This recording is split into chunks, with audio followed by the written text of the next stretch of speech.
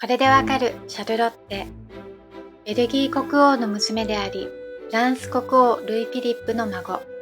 いとこにイギリスのビクトリア女王を持つ豪華な血統のプリンセス。ハプスブルグ家に嫁いだ後、より上を目指してしまったばかりに、最後は狂気の中さまよってしまうという悲劇的な人生を送ります。さて、彼女に何が起こったのでしょう。1840年、ベルギー国王レオポルド一世とその王妃ルイーズ・マリーの子として生まれる。ルイーズの父はフランス国王ルイ・フィリップだったので、ベルギー王家だけではなく、フランス・ブルボン家の血筋もありました。シャルロッテは唯一の王女だったので、父レオポルド一世から溺愛され育ちました。早熟な子で3、4歳で本を読み、大人のような口ぶりで話をしていたとか。王の娘であることに強烈な自尊心を抱くようになり、誇り高く野心的なプリンセスに育ちます。16歳の時、シャルロッテはオーストリア皇帝フランツ・ヨーゼフの弟マクシミリアンと出会い、翌年結婚。通称マックス。ここではマックスと呼びます。娘に何とかいい思いをさせたいと思う父がいろいろ働きかけたおかげで、結婚式の5ヶ月前、マックスは当時オーストリア領だったロンバルト・ベネト王国の総督に任命されました。シャルロッテは結婚の持参金の額がすごかったのですが、この任命はマックスにとってそれをはるかに超える贈り物でした。夫婦仲は良かったのですが、義理の姉エリザベート皇后とはうまくいっていませんでした。バイエルンのちっぽけな家に生まれたエリザベートが皇后で、この私が太閤日止まりってどういうことよ。エリザベートがウィーン宮廷では自分より身分が高いことが不満でした。またマックスも兄ヨーゼフの2年後に生まれただけでいろいろなことが違い、兄ばっかずるいと不満があり、兄弟には確執がありました。マックスはイタリアの人々に自治を認めるなど自由主義的な政策をして、帝国主義の兄ヨーゼフにその立場を取り上げられてしまいます。マックスもシャルロッテも同じようにリベラルな考え方を持っていました。ただ自分たちの立場を支えているものは君主制度、しかも野心家で上にのし上がりたいと思う気持ちが強かったので、なかなかの葛藤があったと思います。そしてマックスとシャルロッテはイタリアにあるミラマーレ城で隠棲生活を余儀なくされていました。ミラマーレ城での静かで平和な暮らしは野心家の2人には物足りないものでした。そんな時、1863年、フランス皇帝ナポレオンから突然メキシコ皇帝になってほしいという誘いが届きます。フランス・ブルボン家には適当なプリンスがいなかったのと、ナポレオンはオーストリアとの関係強化も目論んでいたため、ヨーロッパの名家ハプスブルグ家に目が向けられたのでした。野心家のマックスには魅力的な話でもありましたが、母ソフィーなどに反対され慎重に考えていました。そこで背中を押したのがシャルロッテでした。夫が皇帝になり、また自分が皇后になることを夢見たのです。シャルロッテの父レオポルドはナポレオンのことがもともと嫌いだったのもあり、危険なことも分かっていたので、最初は反対していたものの、シャルロッテがミラマーレ城にくすぶっていられるタイプでないことも知っていたので、娘を皇后にすべく協力することにしました。そしてベルギーの義勇軍をメキシコに派遣することを決めます。マックスはシャルロッテに押されたのもあり、メキシコ皇帝になるべく話を進めていました。フランスの義勇軍をメキシコに駐留させることも決まりました。ただそこでマックスは大きな決断を迫られます。帝冠をお受けなさる前に、殿下はオーストリア帝国皇位継承権を放棄せねばなりません。それは兄ヨーゼフの意向でした。マックスは耳を疑います。メキシコを追われたら戻るところがなくなってしまう。ただ兄ヨーゼフに長男ルドルフが生まれて以来、マックスの皇位継承順位は一つ下がって2位になっていました。それならばメキシコ皇帝になった方がいいのではとよぎります。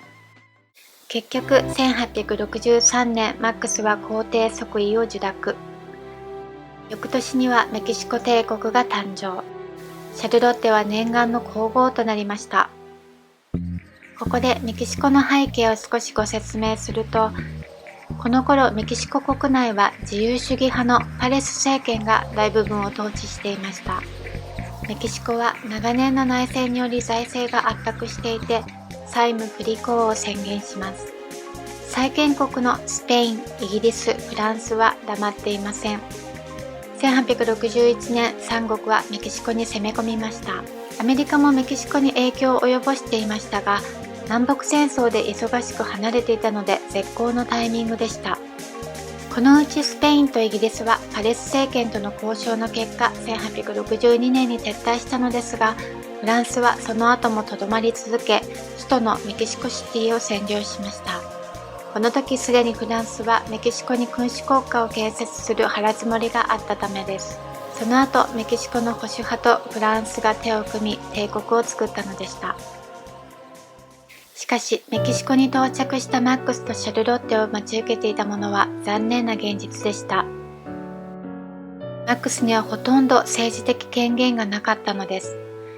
つまり、ナポレオンの傀儡に過ぎない雇われ皇帝だったということ。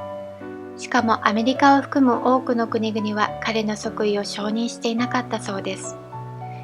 リベラルな思想を持つマックスは、労働時間の制限や児童労働、人身売買の禁止、信教の自由の容認など画期的な法律をいくつも制定したものの実行されませんでした。しかも自由主義政策を取ったことで彼を支持していた保守派との間に亀裂が入ってしまいました。マックスの努力を認めてくれるメキシコ人もいたのですが、やはり多数派などは保守プラス皇帝反対派イコール革命軍でした。南北戦争終結後、アメリカがメキシコの独立を支持するようになりました。アメリカはナポレオン3世にメキシコから撤退するようにと圧力をかけてきます。1866年、ナポレオンはメキシコ統治に見切りをつけました。その時フランスはプロイセンとの戦争でメキシコどころではなくなっていたというのも大きかったようです。メキシコに駐留していた自国の軍隊を撤収し、フランスへ戻しました。協定書によれば、フランス軍は最低3年間メキシコに留まることになっていたので、これは協定違反でした。もちろんマックスはナポレオンに見捨てられたことに怒り心頭です。ナポレオンはマックスに退位を勧めました。マックスは悩みます。そして退位の意思を示し始めたマックスに対し、シャルロッテは、私がフランスでナポレオン3世に掛け合ってメキシコへの支援継続を頼むから、と譲りません。そしてマックスも決意を固めます。忠実な部下たちを見捨てて戻ることなんてできない。とどまる。と。そんな中、頼みの綱だったシャルロッテの父レオポルド1世が他界すると、ベルギーからの支援を打ち切られ、軍は撤退。この時国王を継承したレオポルド2世はシャルロッテの兄だったんですけどね、仲悪かったのでしょうか。シャルロッテはそれまでギリギリのところで持ちこたえていた神経の糸がぷつりと切れ、うつ病の症状が現れ始めます。さらに子供が産めない女と陰で囁かれ、どんどん壊れてきます。マックスは孤立無援状態。パレス率いる共和派軍のゲリラ的抵抗などにより壊滅状態にありました。シャルロッテは海を渡ってナポレオン3世に直談判しましたが、まともに取り合ってくれません。だんだん病んでいきました。次第に自分に出される食事には毒が入っていると思い込むようになり、一切口にしなくなります。ローマのトレビーの泉へ行き、この水なら毒は入っていないわ、と手ですくって飲んだとか。さらに周りにいる人がみんな密偵だと思い込むようになります。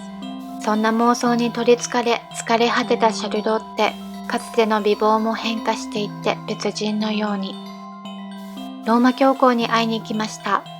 その時、癇癪を起こしてしまいます。シャルロッテの言動のおかしさに気がついたローマ教皇は、ハプスブルグ家の人に知らせ、シャルロッテは精神科医に診てもらいました。パラノイアを発症していると言われます。誰かが命を狙っている。食事も飲み物にも全て毒が入っている。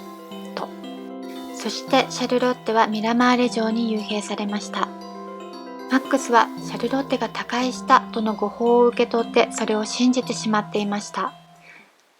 1867年、マックスは捕虜となり、ヨーロッパ列強への見せしめのため、国家反逆罪として銃殺刑に。これで私は明日には妻と再び一緒になれる。どうか私の遺体を私のかわいそうな妻の隣に安置してください。と、34歳でした。シャルロッテにマックスの死は伝えられていませんでした。ベルギーのバウハウト城に移され幽閉されたまま60年以上にも及ぶ長い人生を送ります。シャルロッテは自分がまだメキシコの皇后であり、夫マックスはまだ生きていてすぐに帰ってくると信じていました。そして1927年、シャルロットは精神を病んだまま86歳でこの世を去る。こちらの絵をご覧ください。皇帝マキシミリアンの処刑。共和主義的思想を持っていたマネによる作品。マネは実際にはこの処刑を見ていませんし、意図的に実際の場面とは異なって描いています。そこにはマネのナポレオン3世に対する批判が込められているようです。まず、パレス率いる兵士たちの軍服もフランスの軍服に似たものに変えてあります。つまり、マックスはパレスに殺されたのではなく、ナポレオン3世に見殺しにされたと絵で告発したことになります。ちなみにこの人はナポレオンを描いたのではとの説があります。処刑人を見てさえもいない非情さを表していますね。この処刑にはヨーロッパ中から非難の声が上がりました。メキシコの人たちから見たらどうだったのでしょう。独立を願う人たちからしたら、フランス軍が撤退した時にマックスも一緒に帰ってもらって早く紛争を終わらせてほしかったかもしれませんが、それだからなのか、マックスが処刑人たちに金貨を渡し、母ソフィーが自分の顔がわからなくならないようにと顔は打たないでくれと懇願したのですが、その約束は破られ、顔が集中的に狙われたとか。また、皇帝とは認められず、あくまでオーストリアの大公として処刑されたということになっていたり、メキシコ政府公認の歴史書には3年間のマックスの統治に関する記述は見当たらないなど、明らかにマックスの皇帝としての存在を否定しているようです。ハプスブルグ家の視点、フランスの視点、メキシコの視点でいろいろなものが違って見えてきますね。こんなことになるとはつゆ知らず、純粋に野心から上を目指したシャルロッテ。20代後半で精神を病み、それから亡くなるまでの間、何もわからないまま生きました。あの時、皇后になることを望んでいなかったら、あの時、退位してフランスに戻っていたら、こんなことにはなっていなかったのかもしれませんが。壮絶な人生を送ったシャルロッテ、いかがでしたでしょうか。最後までご視聴ありがとうございました。